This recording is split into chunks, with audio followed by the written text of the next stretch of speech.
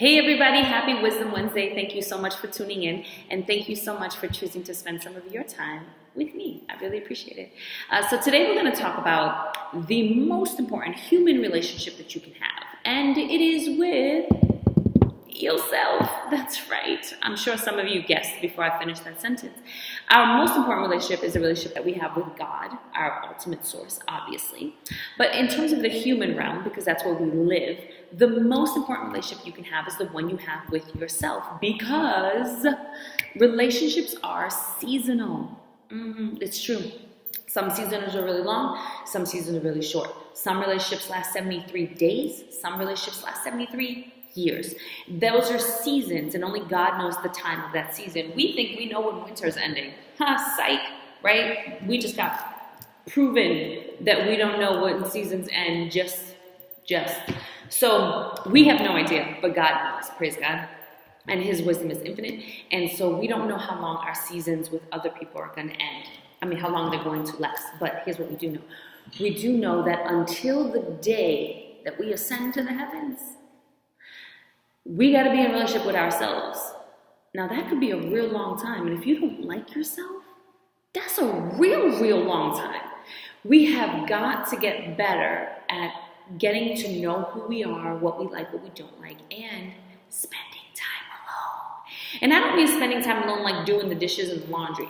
No, that's washing and cleaning. I don't mean spending time alone like going to do grocery shopping, unless it's something you enjoy. I'm talking about doing things alone that you enjoy. You want to go out to eat? Table for one, please. And going to the movies by yourself. You don't have to post it on Facebook and ask 1,000 people if they're available on Friday night to go to the movies with you. Go by yourself. And then if anything, if you want to post it on Facebook, come back and write a review on Facebook saying, I went to this movie and turns out it was great. Or it turns out, don't spend your money.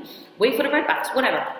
So the point is that we need to get better at spending time alone. I have found this great quote by Aristotle. It's not a quote, it's more like a short thesis.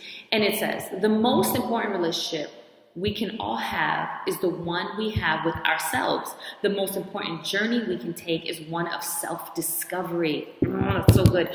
To know ourselves, we must spend time with ourselves. We must not be afraid to be alone. Knowing thyself is the beginning of all wisdom. Like, yes, Aristotle, thank you for letting us know and reminding us, because it's so important. It's so important. We have got to be able to spend time alone and to take the time to spend time getting to know who we are. And then when we bring all of that into a relationship, we're fuller, we're more honest, we have integrity, we already have standards and morals, and there are things that are not compromisable. And then we'll go to the basketball game with our friend if they really enjoy basketball, and we'll enjoy ourselves authentically, but we won't immerse ourselves in all things basketball to get approval from that person. You see, we can go to the basketball game and enjoy it. I don't need to know every single player's name. I don't need to know all the stats. I don't need to spend all my time at the library or Googling so that I can impress you with my information about basketball. That's not my thing. That's not where I'm at. But I will go with you. I will spend time with you, absolutely. But I don't have to become something that I'm not, because I know who I am. So here I have there's a verse in a couple of verses in the Bible that everybody knows. You don't have to be a Christian to know this. It is 1 Corinthians 13. Most people know this because if you've ever been to a wedding, they've probably read this at a wedding, right? What I would like to do is I'm going to read you the scripture first, the list of scriptures, and then I want to do the Maria Amplified Loving Yourself version, right? So I'm going to, in there, you're going to have some nuggets as to why it's so important that we spend time by ourselves. So I'm going to start by reading 1 Corinthians 13. It's 4 through 8 and then 10 through 13. And it says, love is patient, love is kind. It does not envy, it does not boast, it is not proud. It does not dishonor others, it is not self-seeking, it is not easily angered, it keeps no record of wrongs. Love does not delight in evil, but rejoices with the truth. It always protects, always trusts, always hopes, always perseveres. And then 8 says, love never fails. 10, but when completeness comes, what is in part disappears. When I was a child, I talked like a child, I thought like a child, I reasoned like a child. When I became an adult, I put the ways of childhood behind me. 12, for now we see only a reflection as in a mirror, then we shall see face to face. Now I know in part, then I shall fully know, even as I am fully known. And these three remain, faith, hope, and love, and the greatest of these is love. So here is the Maria Amplified, loving yourself, spend some time alone version. 1 Corinthians 13, 4-7 says, I am patient with myself. I am kind to myself. I am content with myself. I mind my business. I know my worth. I don't need to compare myself to others to feel good about me. I don't gossip or disrespect others to feel good about me. I do not need approval from others. I recognize my journey and the journey of others, so I'm able to remain in control of my emotions. I keep no records of my own wrongs. I rejoice with the truth. My truth, my whole truth. I protect my standards, morals, and values. I trust in my abilities and decision-making skills. I always hope for the best. I always persevere because I am capable. 8, God's love never fails me. 10, I am complete and whole in God. I am no longer a child. No one else is responsible for my happiness. I am fully capable and will love myself unconditionally. I take full responsibility for my life. I look upon my reflection in a mirror and see myself the way God sees me. I am a masterpiece. I am perfect. I am evolving, and I embrace the process. I love myself all the while. And now these three remain, faith, hope, and love, and the greatest of these is love. So when we take that scripture and we break it down, there are 5 really standout nuggets for me that I want you to hold on to. Okay, the first is be patient with yourself. You are alive and you are human and you are imperfect and you're going to make mistakes, and that's part of the process. Be patient. It's the first thing that God says, and he's very intentional. So the first thing is we have to be patient with ourselves. The second is to know our worth.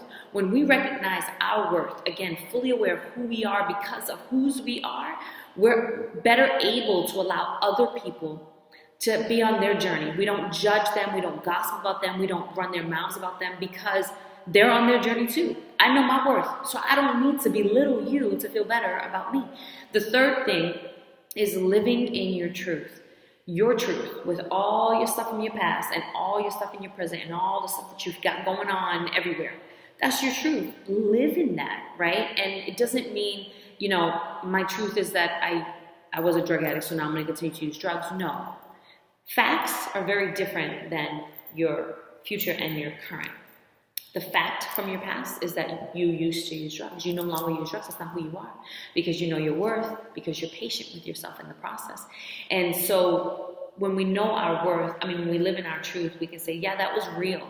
That's a fact, but it's no longer who I am. The new truth is that all things are new in Jesus, right? So living in our truth. The fourth thing that was most important for me is taking responsibility for every area of your life. As an adult, you are responsible for your happiness. You are. Not your spouse, not your kids, not your job. Just you. You're responsible for your happiness. And when we take on the responsibility, it sounds like a lot of extra work, but it actually includes a lot of surrender for what we can't do. We give it to God, and then we're starting to live in a place of freedom. And then the last is knowing that God's love will never fail you. Never, ever, ever, ever, ever, never, ever, ever, ever, never. God's love will never fail you. He will never leave you. There's nothing that you can do or have done or have had done to you that will separate you from God's love. And amen for that. So those are my 5 nuggets from that scripture. And the number 1 tip is to spend some time alone. Get to know yourself. Because when you really get to know yourself and you really I'm cool people, I like me. I'm a party of 1.